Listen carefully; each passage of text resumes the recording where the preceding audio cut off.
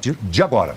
A gente começa falando de segurança pública. O principal mote da sua campanha é o prendeu, matou.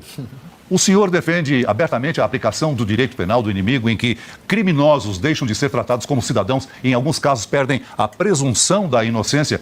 Como o senhor pretende implementar essa política nada, né? Sem ferir os direitos constitucionais?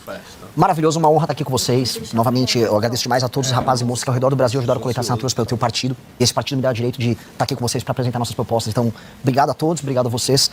Tudo é absolutamente constitucional, porque o direito penal do inimigo, ou seja, a ideia de você tratar uma parte do crime como um ente anômalo, como alguém que não se comporta como cidadão, já foi recebida pela nossa Constituição. Existe, por exemplo, uma coisa chamada Lei do Abate. Quando um avião estrangeiro, às vezes trazendo droga, ele entra no território nacional e não responde os pedidos da Força Aérea para pousar, é permitido abater ele.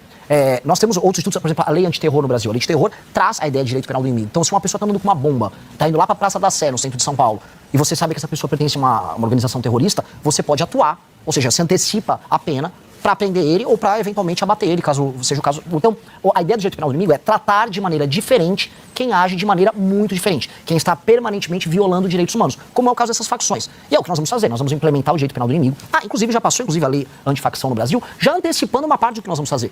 E aí no nosso governo nós vamos atuar de maneira muito dura, porque nós temos 1 ano para destruir esses caras. Esses caras estão tornando a vida dos brasileiros um inferno, e nós precisamos em 1 ano destruir as facções, deixar eles quebrados financeiramente, quebrados moralmente, e devolver os territórios que foram tomados por eles, ou seja, cidades inteiras, bairros inteiros, para a população brasileira. Se eu fizer isso, eu terei tido sucesso. Agora, Lula... Porque assim, a ideia do Prendeu Matou surgiu quando um rapaz, acho que foi um empresário, estava no Parque do Povo, é um parque que tem aqui em São Paulo, e ele foi assaltado, tomaram o celular dele, e no exato momento que ele entrega o celular pro bandido, o bandido dá um tiro nele e mata.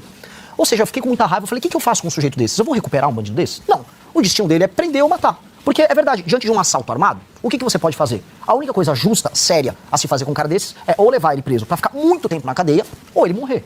Uma pessoa fala, Renan, mas ele pode tomar um tiro da polícia e apenas se machucar. Tudo bem, ele vai se machucar e depois ele vai ser levado pra prisão. Agora, não pode ter terceira opção. Hoje, no Brasil, a gente viu prender ou soltou. O bandido vai preso, fica um pouquinho na cadeia e termina solto. Um cara que agride a esposa, a namorada, acaba detido, volta solto. Uma pessoa que pratica crimes sexuais com uma criança, pega uma pena pequena. Um caso recente, inclusive, lá em Brasília, que um cara, ele esfaqueou, né? Esfaqueou com vidro. Ela tava saindo do ônibus. Com vidro.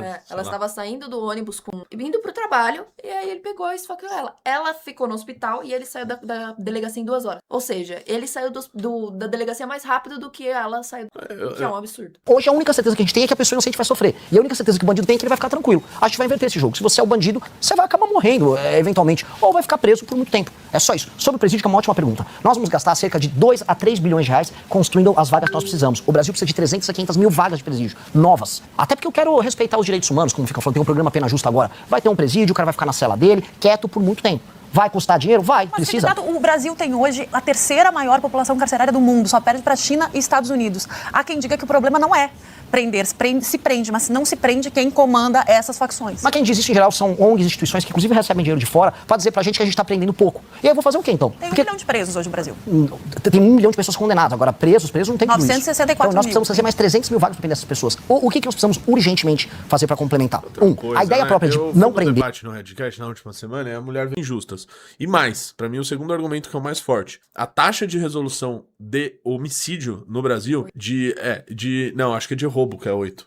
Certeza absoluta? Quero fazer um fact-checking? Que eu acho que eu usei esse dado aí, hein? Vamos ver o Grok. Qual a taxa de resolução? Eu acho que é 30% no Brasil. E assim... E de roubo? Eu acho que é roubo, sabia? 8. Mas vamos ver. Mas enfim, que seja, né? É uma taxa baixa. Com certeza. Né? Tipo, lá em El Salvador é 99%. Aí eu falei, bom... Ou seja, significa que X%, que é a grande maioria dos roubos, quer dizer, dos homicídios, eles não, você sequer acha o autor, tá? Aí, ó, tava certo. Falei? É que eu uso muito essa. Falei, não é possível que eu tô rindo. Roubo era 8%. Roubo é 8%. Trocamos. Exatamente. E aí... Ou seja, 60% dos homicídios não são esclarecidos. Ou seja, essas pessoas não são punidas. Sim. E 92% dos roubos. Cadê essas pessoas na cadeia? Primeiro que eu nem acho elas, então...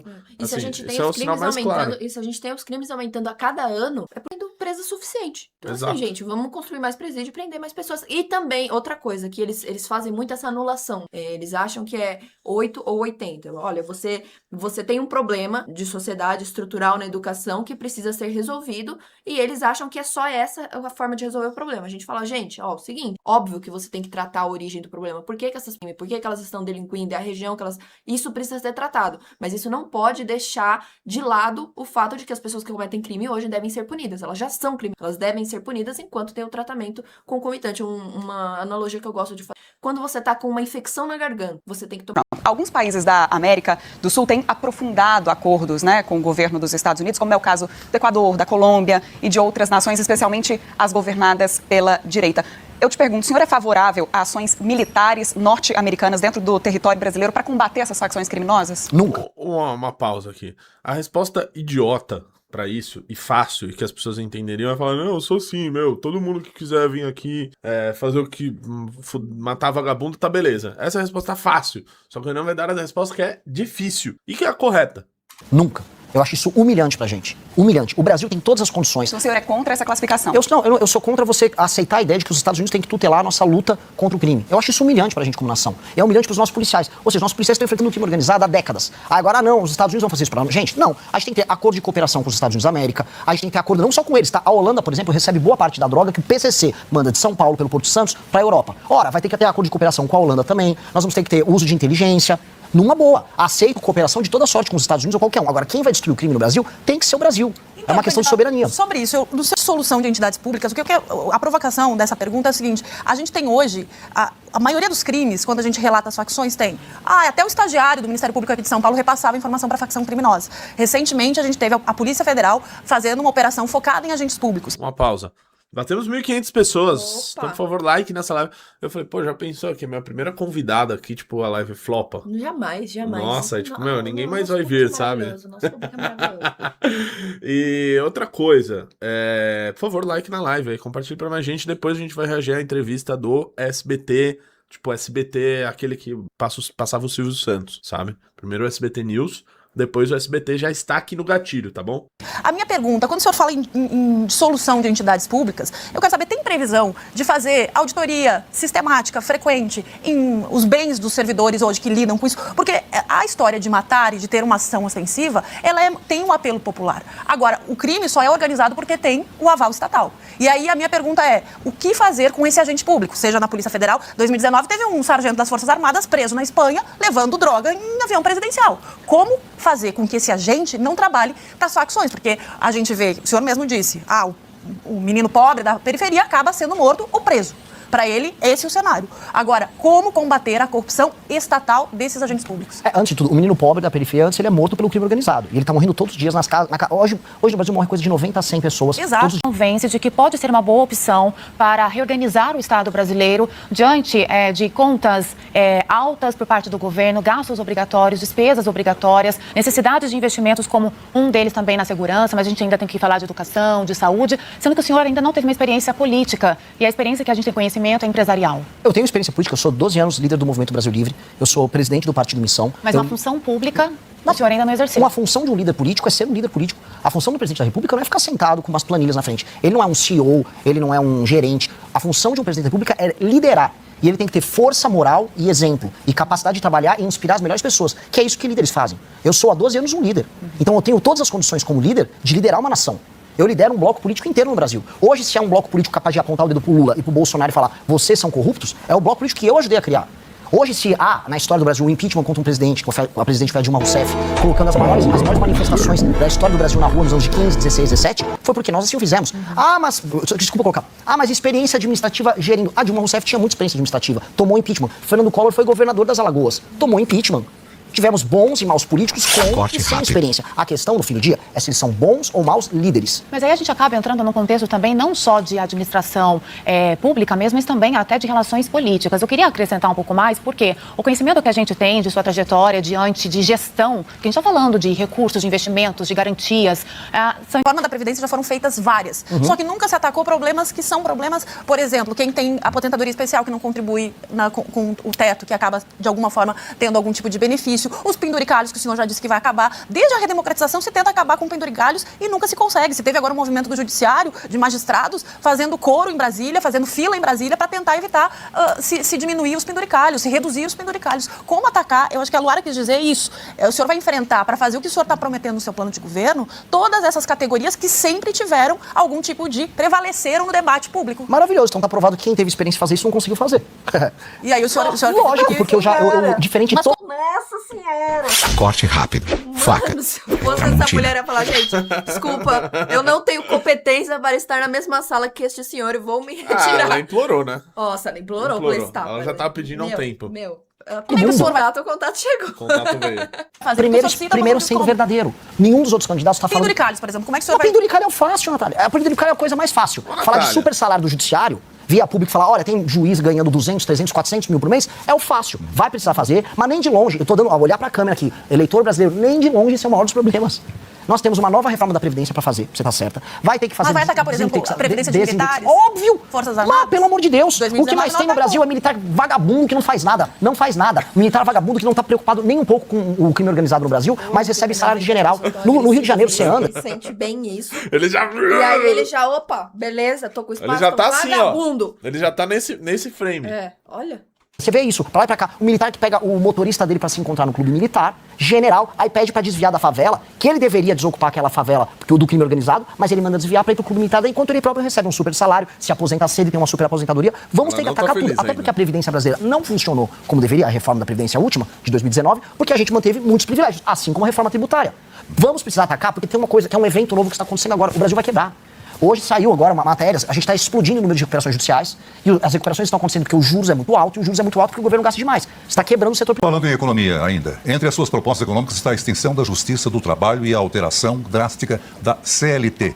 Num país onde a população já não tem carteira assinada, né? O fim da proteção trabalhista não pode resultar aí numa precarização? Não, ela... Pergunta meio de A, eu achei. Achei uma pergunta ela tá meio... aqui também, ó, no chat GPT aqui, ó. Gente, então. o que eu falo pro Renan agora? Ela deve estar, tipo, podres do Renan Santos. Já estão precarizados, tanto que as pessoas estão procurando outros meios para trabalhar. Você vai conversar com o setor de varejo, ninguém está conseguindo contratar a população de maneira formal. Primeiro, porque uma parte importante não quer. Segundo, que parte da população está vivendo num mix de auxílio com emprego informal. E terceiro, que a maior parte dos novos empregos, especialmente para as gerações mais novas, estão sendo MEI. E o MEI, vamos ser sinceros, é a única maneira que tanto o empresário quanto a pessoa que quer trabalhar honesta encontraram para poder trabalharem juntos e ambos não caírem na esparrela, na mentira da justiça trabalhista. O trabalhador não será forçado a aceitar jornadas exaustivas? Não, você pode estabelecer limite de jornada. O que eu tô falando é, o trabalhador pode ter o direito de vender a hora de trabalho dele, ou a gente não precisa de uma justiça que custa 24 bilhões por ano para ficar com um monte de juiz que também recebe super salário e que vivem da ideia de que o trabalhador e o empresário são inimigos. Trabalhador e empresário não são inimigos. Inimigos, como a Natália disse, é o juiz que ganha 300 mil reais por mês. Mas por que o senhor se baseia ao dizer que essa mudança poderia aumentar o ganho do trabalhador e não somente o lucro do empregador? Porque todas as experiências no mundo de sucesso mostram que quanto mais flexibilização trabalhista você tiver, maior oferta de emprego você tem e maior aumento no salário das pessoas você tem. Um exemplo disso aconteceu em todos os nossos concorrentes globais, na Ásia. Na Ásia, as leis trabalhistas são muito mais flexíveis que as brasileiras. E a gente concorre com eles. A questão toda é o seguinte, a gente quer falar em direito ao trabalho? Vamos falar primeiro, então, ao direito mais óbvio do trabalho, que é trabalhar. Hoje é muito impeditivo, é muito duro para uma pessoa contratar outra com as leis que nós temos. O empresário já sabe que ele pode tomar um pau na justiça do trabalho, vai pegar um juiz ideológico. O trabalhador sabe que a quantidade de dinheiro que não fica com ele, mas vai para o governo é gigantesca. O trabalhador prefere a informalidade ou um MEI, porque hoje CLT é só imposto. Mas o senhor não concorda que hoje o trabalhador ele tem o direito de escolher o que é mais benéfico para ele? Se ele vai ser um MEI, se ele vai ser um CLT, ele está no direito dele de escolher. A partir do momento que acaba essa garantia, ele não acaba sendo... Eu não sei em que mundo você vive, mas assim, nenhum trabalhador senta na mesa e fala assim, olha, eu quero ser MEI ou eu quero... A vaga tá ali e você tem que aceitar do jeito que tá, porque você não tem margem para negociação dentro da legislação trabalhista. Infelizmente é assim que funciona. Aqui não é exatamente isso que nós vamos fazer. Então, para quem está nos assistindo, vocês precisam entender. Essa transição tem que ser mantida. É um programa que já existe. Sim, mas não é isso. Reconhecido pela ONU, né? Não é disso que nós estamos falando. O nosso... O que tem a ver o fato de ser reconhecido pela ONU? A ONU e nada, é a mesma coisa. Uma agência da ONU reconheceu que o Lula foi preso injustamente. O que serve a opinião disso? O programa fala o seguinte, o Brasil está sendo um lugar pobre, muito pobre, que as pessoas vivem de Bolsa Família. Ponto. Está aumentando o número de pessoas no Bolsa Família. Ponto. As pessoas em algumas regiões do Brasil, região Nordeste, no Nordeste, 4 a cada 10 domicílios estão no Bolsa Família. Ou seja, o Brasil está empobrecendo e qualquer lugar em que aumenta o número de pessoas vivendo de assistência significa que é um lugar falido, quebrado. A maior parte dos municípios, eu tive assim, a honra de visitar os lugares mais pobres do Brasil. Fui nos municípios mais pobres, Marajá do Sena, fui lá em Melgaço, na Ilha do Marajó. É um horror, as pessoas vivem muito mal, não existe emprego. Atinge a skin Super Saiyajin Deus, que ele descruza as pernas e começa a gesticular com o corpo inteiro. Sim, exatamente. Já se coloca na frente. E ele fica com as pernas meio abertas, assim, o sinal que ele está dominando o território. Isso, Super Saiyajin Ele God. tá, tipo, solto. Aquela pessoa que está no lugar que não tem emprego, de start, ninguém vai alterar a política social se uma pessoa morre de fome. Não existe meio das pessoas se sustentarem, hoje sem política assistencial. Dito isso, nós não podemos continuar vivendo num país em que as pessoas precisam de um dinheiro que cai no cartãozinho dela lá, que ela pega no CRAS, para ela poder sobreviver. O Estado tem que levar frentes de trabalho, o Estado tem que criar zonas econômicas especiais e o Estado tem que levar a possibilidade de trabalhar, especialmente para as pessoas mais jovens, porque aí tem muito homem, muita moça jovem, às vezes sem filhos, que querem ter um benefício assistencial, querem pegar um bico e ficar em formalidade. Aí uma empresa não consegue contratar ela. Aí você fica num impasse, o agricultor não consegue contratar, aquela pessoa fica vivendo na casa dos pais. Existe um método, um modo de vida ligado a isso que precisa ser superado. Até porque isso está custando para quem? No fim do dia. Está custando para o trabalhador, para o entregador de moto que está nos assistindo e que está pagando um imposto caríssimo e nem está aguentando mais. Os impostos estão caros, os juros estão caros porque a gente não está conseguindo sustentar isso. Então a conta está ficando em quem trabalha. Eu primeiro vou salvar quem está trabalhando. Quem está pagando a conta precisa ser salvo. Eu não vou deixar ninguém que está no município que tem Bolsa Família morrer de fome. Só que eu vou levar o emprego para lá. Vou levar o trabalho, nem que seja com frente de trabalho. Precisaria do apoio do Congresso Nacional. Como é que o senhor pretende negociar com o Congresso, que é dominado pelo Centrão, e que o senhor tanto critica... Sacanagem uma pergunta dessa, tipo, com 1 minuto, assim. Faz críticas, né, constantes, inclusive agora na campanha eleitoral. Como que o senhor vai negociar? O senhor vai ceder ao Centrão? Não, eu vou usar o Centrão. Porque, infelizmente, e essa Mas o senhor acha que o Centrão vai se deixar ser usado? Aí vai da minha habilidade, da habilidade do meu grupo. Sério? Um cara que tava lá entrevistando, ele falou assim, como é que vocês vão fazer pra lidar com o Centrão, não sei o quê. Aí eu falei exatamente isso. Falei, olha, hoje, o que acontece? O Centrão usa o governo. A gente tem que passar a usar o Centrão a nosso favor. A gente tem que fazer eles se dobrarem às nossas vontades, não o contrário. Exato. E assim, os outros governos foram usados pro Centrão porque eles não tinham agenda nenhuma. E porque eles precisavam se livrar dos seus escândalos de corrupção. Aí rola aquele grande acordo com todo mundo. O Renan tá muito claro que ele tem uma agenda, tem uma proposta.